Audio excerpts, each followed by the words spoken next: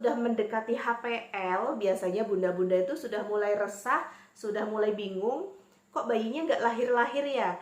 Ada yang sudah lewat HPL malahan, kok bayinya juga nggak lahir-lahir gitu, belum ada kontraksi, meskipun sudah berhubungan sering-sering, meskipun sudah senam hamil, sudah jongkok berdiri, sudah ngepel rumah dengan posisi merangkak, tapi kenapa kok bayinya belum lahir-lahir juga, kontraksinya belum datang-datang juga.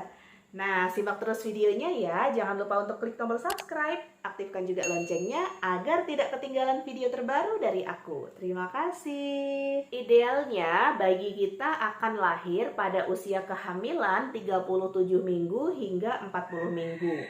Memang ada yang mundur antara 1 minggu ataupun 2 minggu. Tetapi apabila sudah lebih dari 1 minggu dari HPL, sudah 41 minggu, sudah 42 minggu, ini perlu pengawasan khusus ya bun, karena bisa jadi ada resiko-resiko yang lainnya apabila bayi tidak segera lahir sudah lewat 40 minggu kehamilan. Penyebab bayi kita tidak kunjung lahir padahal usia kehamilan kita sudah lebih dari 40 minggu, ini bisa jadi ada faktor fisik dan faktor psikologis yang perlu kita perhatikan. Penyebab yang pertama bisa karena dedek bayi kita itu besar.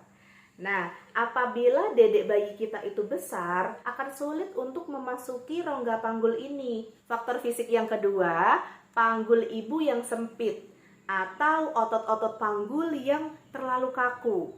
Untuk kehamilan anak pertama, memang harusnya bayi sudah memasuki panggul itu pada usia kehamilan 37-38 minggu harus sudah memasuki panggul.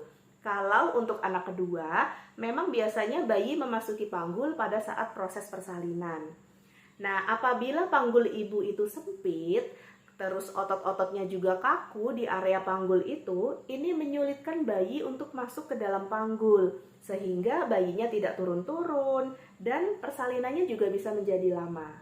Ukuran panggul ini juga berkaitan dengan tinggi badan bunda ya. Apabila tinggi badannya itu kurang dari 140 cm, ini tuh dikhawatirkan panggulnya sempit, sehingga menyulitkan proses persalinan. Kemudian penyebab yang ketiga, mengapa bayi tidak kunjung lahir, bisa juga dikarenakan ada lilitan tali pusat. Apabila janin terlilit tali pusat, memang kadang-kadang akan lama turunnya ke bawah, turunnya masuk panggul itu lama. Dan pada saat proses persalinan normal, ini juga biasanya lama. Nah, lilitan tali pusat ini bisa terjadi apabila tali pusatnya bayi itu terlalu panjang, sehingga dedek bayi kan gerak-gerak ya di dalam. Nah, ini bisa melilit ke bagian leher, ke bagian tangan, di bagian badan seperti itu.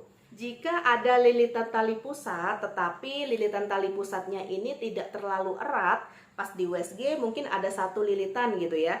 Nah, ini biasanya masih bisa untuk normal. Tetapi kalau ada 2 lilitan atau bahkan 3 lilitan, biasanya dokter memang tidak menyarankan untuk normal karena bisa beresiko sulit saat bayi akan keluar dari jalan lahir. Bayi yang terlilit tali pusat ketika dia akan turun itu akan ketarik lagi karena kan dia kayak kelilit gitu ya. Jadi kalau begitu dia turun, dia akan ketarik ke atas lagi. Dia turun itu akan ketarik ke atas lagi. Dan faktor selanjutnya yaitu faktor psikologis. Nah, faktor psikologis ternyata juga berpengaruh loh bun pada persalinan kita. Contohnya kalau bundanya cemas, stres, itu hormon di dalam tubuh kita, hormon oksitoksin itu nggak keluar-keluar. Sehingga rahim kita itu tidak berkontraksi dan persalinannya juga bisa menjadi lebih lama. Ketika kita stres, ketika kita cemas, tubuh kita itu akan memproduksi hormon kortisol yang lebih banyak. Nah, hormon kortisol ini ternyata juga berkaitan sama hormon oksitoksin. Kalau hormon stresnya lebih tinggi, maka hormon yang untuk persalinannya ini juga bisa terganggu seperti itu. Oleh karena itu, ibu hamil memang sebaiknya perlu menghindari stres. Cemas pada saat mendekati persalinan itu wajar, tapi jangan sampai cemas kemudian berlarut-larut menjadi stres dan akhirnya malahan sistem hormon di dalam tubuh bunda ini bisa menjadi terganggu.